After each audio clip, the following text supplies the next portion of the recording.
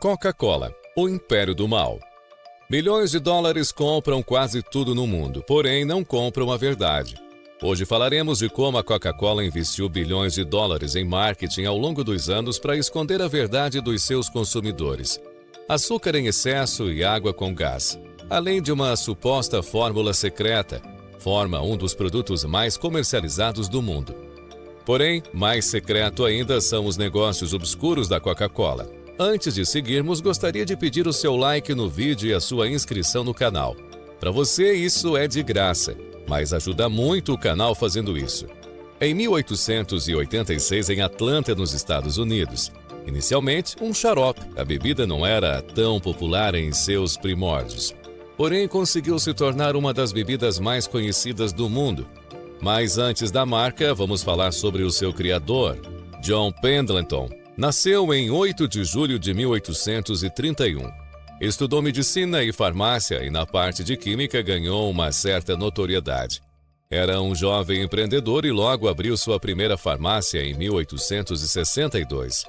Durante a Guerra Civil Americana, Pendleton se juntou ao exército confederado e seus esforços ali quase o mataram. E em decorrência de um grave ferimento, ficou viciado em morfina e se não fosse isso, provavelmente não teria descoberto a sua fórmula mágica.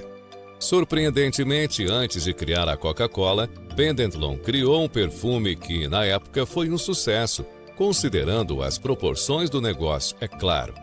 Lançado em 1869, um contexto importante de lembrar é que, na época, as pessoas tinham uma certa resistência contra os médicos e faziam muitos remédios caseiros. Isso abriu uma brecha para oportunistas criarem remédios e tônicos que prometiam melhorar a saúde de quem os tomavam. É claro que nada era provado o efeito. Na grande maioria deles era exatamente o contrário, fazia mal ao invés de bem. Porém, não havia regulamentação nenhuma e, portanto, era um vale-tudo para fisgar o consumidor. Não é de se surpreender que esse tipo de negócio começou a crescer. Uma das bebidas mais conhecidas da época era a Marlene Wine, que levava vinha cocaína em sua fórmula. Supostamente trazia uma série de benefícios para os indivíduos que a bebessem, desde que, é claro, tomassem 3 copos por dia. Uma bebida viciante receitada 3 vezes por dia. Não é de se admirar que era tão popular. Adivinha quem era apreciador dessa bebida em particular? Claro, John Pendleton. Como era viciado em morfina, ele passou a acreditar nos efeitos benéficos desse tal tônico. Ele acreditava que a Marian Wine estava melhorando o seu vício em morfina. Nesse caso, vinho e cocaína parecem fortes e viciantes o suficiente para enganar o organismo. Como era um bom químico, logo ele iria desenvolver a sua própria versão do produto. Era basicamente uma imitação do Marian Wine, com alguns ingredientes adicionados. Aqui vai algo em defesa de Pendleton. Ao que tudo indica, ele não era um falsário se aproveitando das pessoas, ele realmente acreditava nos benefícios do seu produto, uma vez que ele mesmo estava melhorando. Porém, algo iria mudar o recém-negócio de Pendleton. Houve uma proibição da comercialização de bebidas alcoólicas. Logo, sua bebida precisaria de uma alteração. Ao remover o vinho que estava proibido, ele adicionou água com gás. Porém, a bebida ficou muito amarga e, para encontrar o equilíbrio perfeito, ele adicionou açúcar. Muito açúcar, vale dizer, neutralizando assim o sabor amargo. Como o produto havia alterado a sua composição, era necessário trocar o nome. Afinal, o nome antigo continha um produto proibido na época. Então, o amigo de Pendleton sugeriu o famoso nome Coca-Cola. A empresa, posteriormente, em defesa da marca, disse que o nome não significava nada especial. Difícil acreditar, é claro. O nome vem dos principais ingredientes da bebida da época. O cola, que continha cafeína, e o cola, lívia, folha de coca, que continha cocaína. Evidentemente, a Coca nega veementemente que alguma vez houve entre seus ingredientes cocaína. Mas contra fatos não há argumentos e, ironicamente, para a Coca-Cola, é algo bem documentado, portanto difícil de negar. Posteriormente, eles removeriam ingredientes que davam um toque especial à bebida, mas isso foi bem mais para frente. A Coca-Cola era vendida como um tônico bom para o cérebro e que aliviava dores de cabeça e estômago. Porém, as vendas foram tímidas, afinal de contas, a Coca-Cola era só mais uma em um mercado de outras bebidas que prometiam exatamente o mesmo. Gradativamente, as dores de Pendleton foram aumentando e, consequentemente, o seu vício, até que, em 1888, ele veio a óbito sem ter a mínima noção que a sua invenção viria a ser uma das bebidas mais consumidas dos tempos modernos e uma das marcas mais conhecidas do planeta. Antes de morrer, Pendleton vendeu seu negócio de bebidas por um valor de $2.300 para a Asa Candler. Porém, existiam ações em posse de outras pessoas. Logo, para ter controle total da marca, Candler passou a comprar todas as ações espalhadas e reuni-las sob a sua tutela. Indícios mostram que Candler pode ter falsificado algumas assinaturas para ter o controle total da marca. A Coca-Cola parece meio que irrelevante no momento, uma vez que a marca não era tão popular. Mas ele tinha planos de desenvolver o produto, portanto, dividir o lucro não era algo que ele almejava. Ele até mesmo queimou os primeiros registros da marca a fim de cobrir os seus rastros. Ao menos o que parece, uma das primeiras ações de Candler não foi melhorar a fórmula para tornar a bebida mais saudável ou saborosa. Candler investiu no marketing para virar o jogo a seu favor. Passou a pintar o logo da Coca-Cola em todos os postes da cidade a fim de gravar a marca na cabeça das pessoas. Posteriormente, ele entrou em contato com as farmácias da região, pegou a lista de clientes de cada uma delas e deu uma amostra grátis. Lembre-se de que é uma bebida viciante até os dias de hoje. Podemos dizer isso com toda certeza. O primeiro drink era por conta da Coca-Cola. Já os demais ficavam por conta da clientela. Temos que admitir que foi uma estratégia muito bem aplicada ao produto. Logo, Candler percebeu algo. O seu produto era associado a pessoas doentes, porque era vendido em farmácias. Portanto, para a marca realmente pegar e se espalhar, ele precisava de algo mais convidativo para o restante das pessoas que não estavam doentes. E para isso ele mudou o público-alvo da bebida e desassociou o produto do mercado de remédios. Uma pergunta fica no ar. Os possíveis benefícios do tônico eram verdadeiros? Funcionava realmente ter um remédio ou uma bebida refrescante? Quem se importa? Pelo visto, importante mesmo são os lucros. E por falar em lucros, eles começaram a aumentar numa escala inimaginável. E qual era o segredo? Propaganda. Com os lucros aumentando, eles passaram a investir mais e mais dinheiro na sua fórmula secreta e no marketing para isso. As propagandas ficaram cada vez mais elaboradas. Famosos e atletas passaram a realizar os comerciais da marca, dando a ela cada vez mais status. Até o ponto que chegamos hoje. Ainda é cedo para falar dos dias de hoje. E voltando às estratégias de marketing do passado, podemos citar outra sacada genial que tiveram. Associar o produto à imagem do Papai Noel. Eles sempre seguravam a garrafa da bebida na mão para fazer uma conexão na mente das crianças entre a Coca-Cola e a alegria do Natal. Essas técnicas podem não parecer grandes coisas hoje em dia, são meio óbvias até.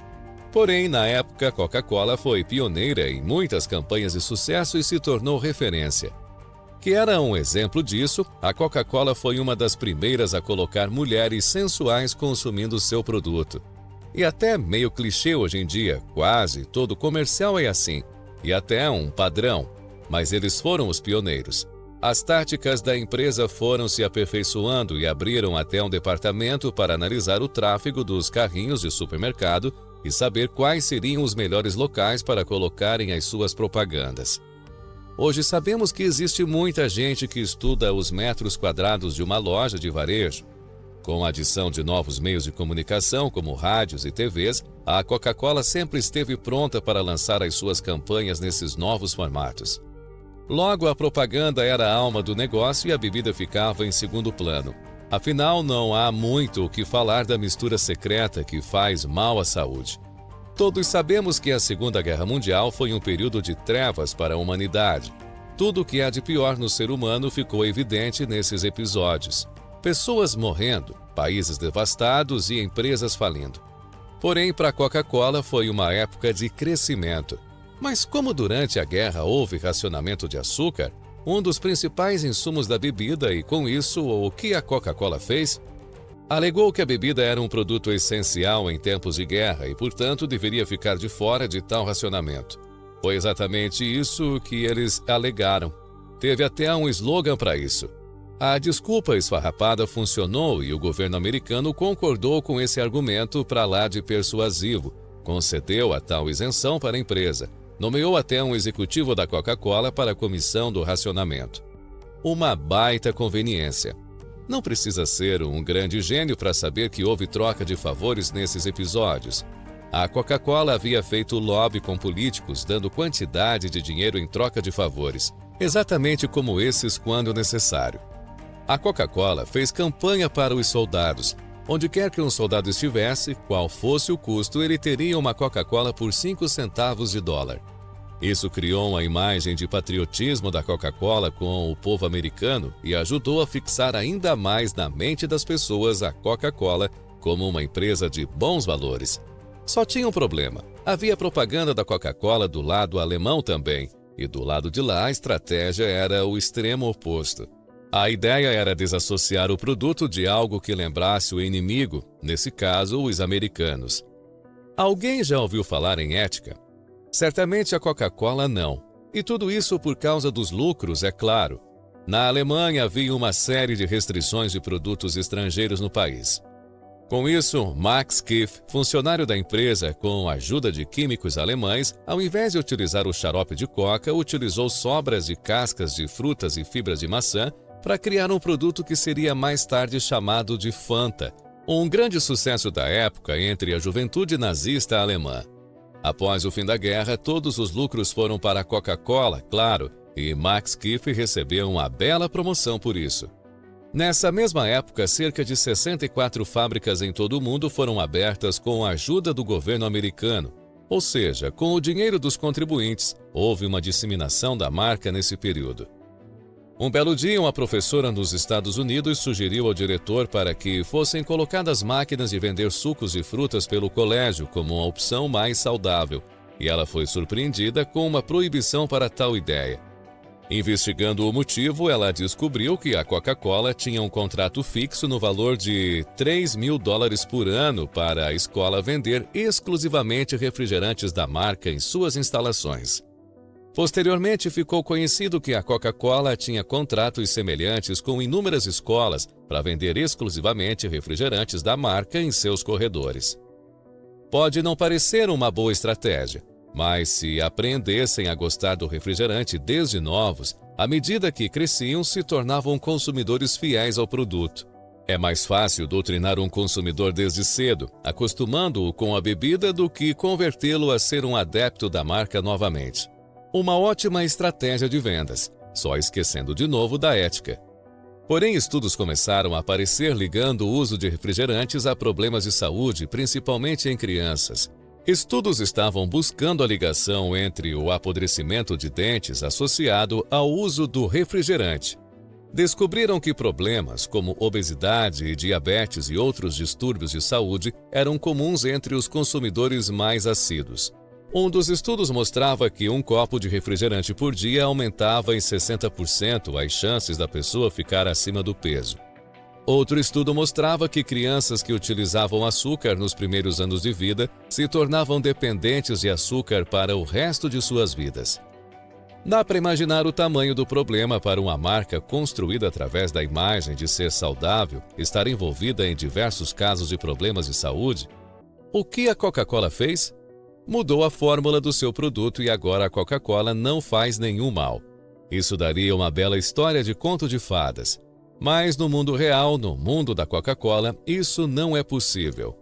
Em resposta a esses estudos, a Coca-Cola entendeu que ficar argumentando questões políticas acerca desses estudos não tinha muito efeito, e ao invés disso era mais eficiente lançar dúvidas sobre os estudos. Posteriormente, começaram a aparecer estudos que mostravam que o consumo de refrigerantes não tinha relação com problemas de saúde, estudos esses financiados pela própria empresa. Inclusive, até os dias de hoje, adotam essas mesmas práticas. No site da empresa há uma parte dedicada a livrar a marca dessa má fama adquirida ao longo do tempo, o que não é um boato. Entretanto, é quando olhamos para o passado e vemos que a Coca-Cola tentou de muitas maneiras se livrar dessa fama de produto que faz mal à saúde. Fez inúmeras propagandas, inclusive com atletas, ligando a marca a grandes eventos esportivos para dar a ilusão de que a bebida estava associada à alta performance. É claro que isso não é exclusividade da Coca-Cola. Diversas grandes empresas também têm sérios problemas éticos em suas ações. Falamos isso não para defender marca alguma, mas para mostrar o quão selvagem é o território dos negócios em busca de obter lucros. Fazem tudo para fisgar seguidores e conquistar seus objetivos. E isso não é o pior de tudo. Em 1999, cerca de 26 crianças começaram a passar mal depois de beber a Coca-Cola na Bélgica. Entre os sintomas, cansaço, palpitação e dores no estômago. No dia seguinte, foi anunciado que a Coca-Cola faria o recall dos produtos e, após 48 horas, outras crianças também estavam com o mesmo sintoma. Na França também houve um recall dessa natureza. Mais de 100 pessoas se sentiram mal depois de beber Coca-Cola. E a resposta da Coca-Cola foi extremamente lenta. Foram inclusive acusados de não levar a sério os problemas. Na Índia foram acusados de contaminar reservatórios de águas subterrâneas. Nesse caso, a Coca-Cola até admitiu o problema, mas também alegou que já havia solucionado. No entanto, posteriormente foram realizados testes independentes e foi detectada lama tóxica que matou os animais que beberam dessa água, deixou a terra estéril para plantio, destruindo assim o meio de sobrevivência de alguns agricultores locais. O Ministério de Ciência e Meio Ambiente da Índia também informou que encontrou pesticidas na bebida. Esses agrotóxicos causam câncer, má formação congênita e comprometimento do sistema imunológico. Outros inúmeros casos aconteceram ao redor do mundo, inclusive no Brasil. No início do vídeo falamos de como foram bem-sucedidas as campanhas de propaganda realizadas pela Coca-Cola ao longo de sua história, mas em especial houve uma catastrófica, conhecida como um dos maiores desastres e maiores rejeições a uma empresa. Vamos contextualizar para melhor entendimento. A Coca-Cola estava perdendo o terreno para a Pepsi. Embora fosse acusada de copiar o produto, a Pepsi estava se tornando cada vez mais popular. E para piorar, em testes cegos, as pessoas preferiam o sabor da Pepsi ao da Coca-Cola. E como a Coca-Cola não podia deixar isso barato, criou a New Coke, uma versão do refrigerante com um sabor que se assemelhava ao da Pepsi. A ideia era, obviamente, combater a rival e foi um tiro no pé. Eles anunciaram o novo sabor e tiraram o produto clássico do mercado. E nesse momento, a Coca-Cola passou a ser apenas New Coke. A novidade veio com rótulos, campanhas publicitárias, propagandas e comerciais. Tudo voltado para mostrar que o novo sabor era a melhor coisa do mundo. Porém, na hora de beber, ninguém gostou do sabor. O novo sabor era péssimo e o pior de tudo é que o antigo sabor, o sabor clássico, desapareceu da face da terra. A maioria das pessoas odiaram e as vendas despencaram. Foi um desastre. Mas o que houve? As pessoas realmente preferiam o sabor da Coca-Cola. Porém, quando perguntadas o que era melhor, a maioria preferia a Pepsi, ou seja, a pergunta era ambígua e, portanto, as pessoas não respondiam o que realmente queriam dizer. Depois disso, a Coca-Cola fez testes e constatou que as pessoas realmente preferiam o sabor antigo ao novo. Em algumas semanas, a empresa voltou com a fórmula original e o sabor clássico voltou às prateleiras. A marca passou a se vender como a marca que ouve os seus consumidores, e a New Coke desapareceu do mercado tão rápido quanto apareceu. Ficou aprendizado para a empresa, que sempre lançou novos sabores e produtos, que para os dias de hoje estão se saindo bem, principalmente na Índia, onde a Coca-Cola é líder de mercado. Na época, as ações da Coca-Cola caíram significativamente, porém recuperaram e superaram o valor anterior. A Coca-Cola é um verdadeiro gigante do mercado de bebidas e isso é muito claro em alguns números. É a marca mais valiosa do mundo. Ela lidera a lista das marcas mais valiosas do planeta há anos. A marca vale 73,1 bilhões de dólares, segundo o site Brand Finance. Em segundo lugar, temos a Disney, que vale 55,2 bilhões de dólares. Em terceiro lugar, temos a Nike, que vale 52 bilhões de dólares. Por último, temos a Coca-Cola. Ela é a empresa que mais gasta com publicidade e marketing no planeta, São bilhões de dólares investidos anualmente. O faturamento da marca, segundo informações da própria empresa, em 2020 chegou a 9 bilhões de dólares. Para se ter uma ideia, isso é mais do que os valores que a Coca-Cola fatura nos Estados Unidos. É mais que a soma dos faturamentos da Coca-Cola no Brasil, Rússia e Japão. É quase o faturamento da Coca-Cola na Europa, que foi de 10,6 bilhões de dólares. A marca possui mais de 130 mil funcionários ao redor do mundo, produzindo cerca de 1,9 bilhões de litros de refrigerante por dia. Para você ter uma ideia, são necessárias 2,4 bilhões de pessoas para consumir essa quantidade em um único dia. É muita coisa.